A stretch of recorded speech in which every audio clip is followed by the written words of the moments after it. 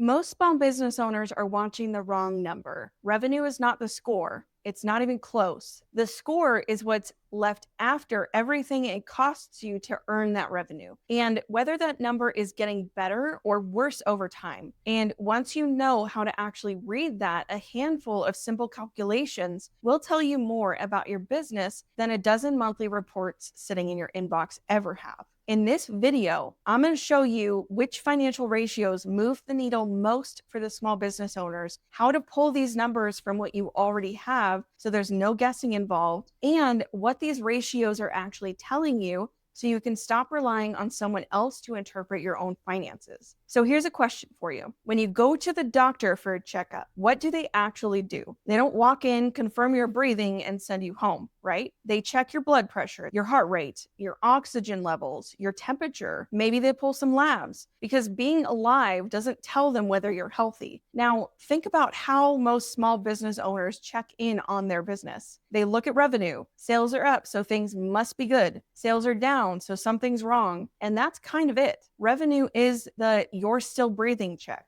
It tells you the business is running. It does not tell you whether it's healthy, whether it's sustainable, or whether it's quietly trending in a direction you're going to regret not catching sooner. Financial ratios are the vital signs. And honestly, most small business owners have never had a full panel run, not because the information isn't available, it's right there in their reports. They just haven't been shown what to look for and why it matters. And that's what we're doing today. Before we get into the ratios, though, I want to set something up real quick. These are not complicated formulas. You don't need an accounting degree. You don't need to be in your books every day. What you need is to know which numbers to look at and what they're actually telling you. Because here's what I see all the time. Business owners get monthly reports, look at the revenue line, maybe the bank balance, and calling it good. And I get it. You're busy, you've got a business to run, but those reports exist to be used, not just prepared. And the ratios we're going to go through today are the ones that answer the questions you're probably already asking. Can I afford to hire someone? Should I raise my prices? I was so busy this month, so where did the money go? Why is there nothing left in my bank account? The information to answer all of that is already sitting in your financials. These ratios just show you how to read it. Okay, let's get into it. So the first ratio is your gross profit margin. And this one I want you to think of as the first real check on whether your business model is actually working. Here's the formula. You take your revenue, subtract it from your cost of goods sold, and then divide that number by your revenue. That gives you a percentage. Now, cost of goods sold is basically what it directly costs you to deliver what you sell. So if you sell a product, it's the cost of that product. If you're a service business, it might be subcontractors or supplies directly tied to that service. Not your rent, not your software subscriptions, just the direct cost of actually delivering the thing. So let's say your business brings in $100,000 in a month, and your direct costs to deliver that work come out to $60,000. Your gross profit margin is 40%. That means 40 cents out of every dollar you bring in is left over to cover everything else. Payroll, rent, marketing, software, and hopefully some profit. Here's why this ratio matters so much. It's the first checkpoint before all of that other stuff. If your gross margin is too low, there's almost no combination of expense cutting or hustle on the back end that's going to make the math work. You're starting behind. And the really important thing to watch here is the trend. If your gross margin was 45% 6 months ago and it's 38% today, that's telling you something. Either your prices haven't kept up with what it costs you to deliver the work,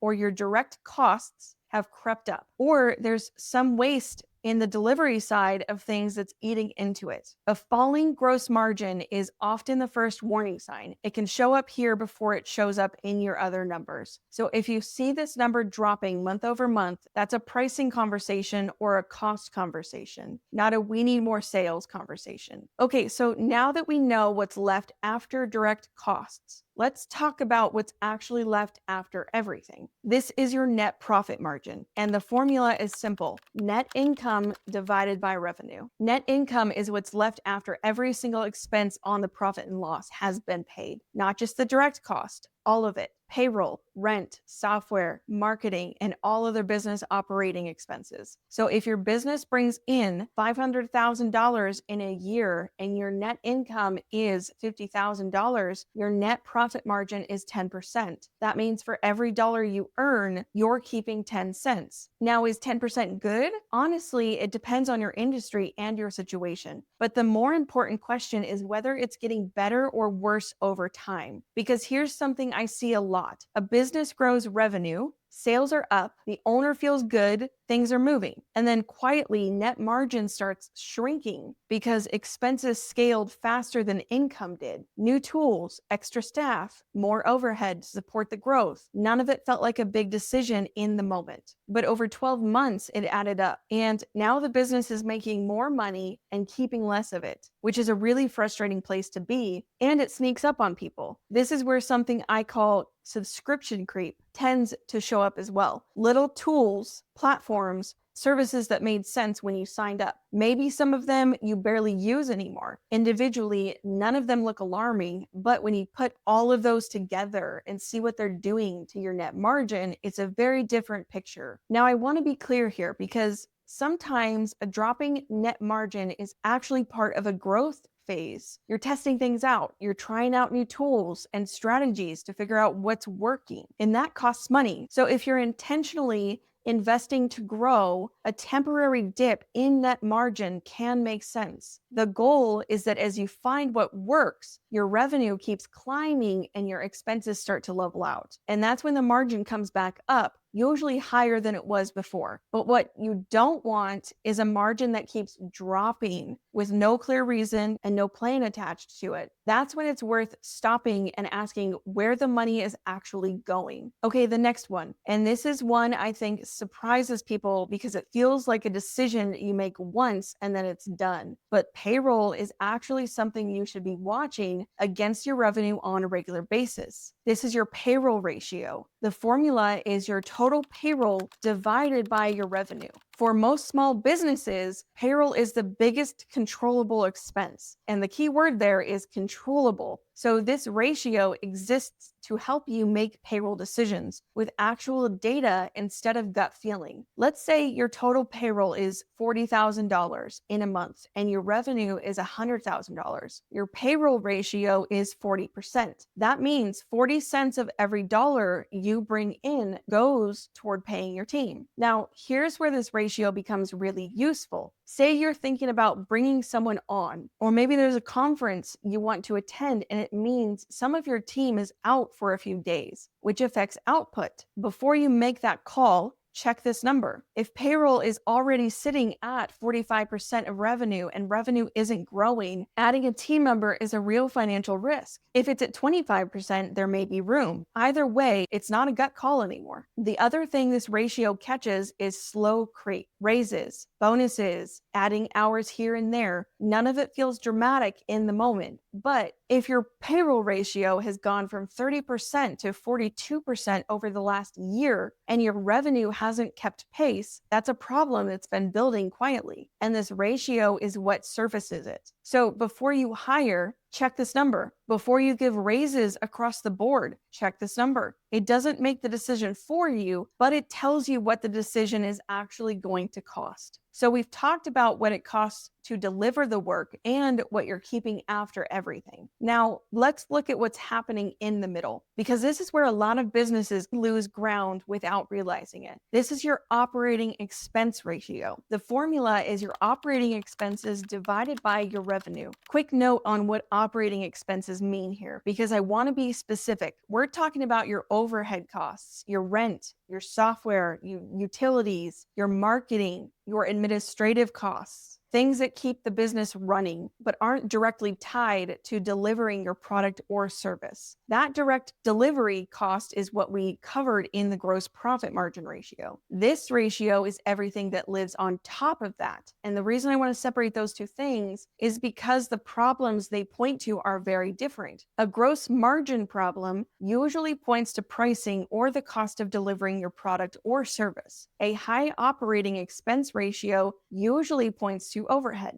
and the fix for one is not the fix for the other. So here's what tends to happen. A business is growing, Things are moving and decisions get made along the way. A new software tool here, a bigger office space there, a marketing platform that seemed worth trying. Individually, none of it looks alarming. You approved each one because it made sense at the time, but if you look at your operating expense ratio over 12 months and it keeps climbing while revenue stays relatively flat, your overhead is quietly eating your gains. And the tricky part is that it rarely feels like one big thing. It's usually a dozen small things that added up over time. If this ratio is rising, the first move is an audit, not a budget cut. You need to actually see what's in there before you decide what to remove, because sometimes it's obvious waste. And sometimes it's a tool that's generating real return and absolutely worth keeping. You can't tell the difference until you look. Okay, this next one catches people off guard because most business owners assume that if they're profitable, they're fine. And that's actually not always true. This is your current ratio. The formula is your current assets divided by your current liabilities. Current assets are things like cash, money owed to you that you expect to collect soon, inventory you're about to sell, basically anything that should convert to cash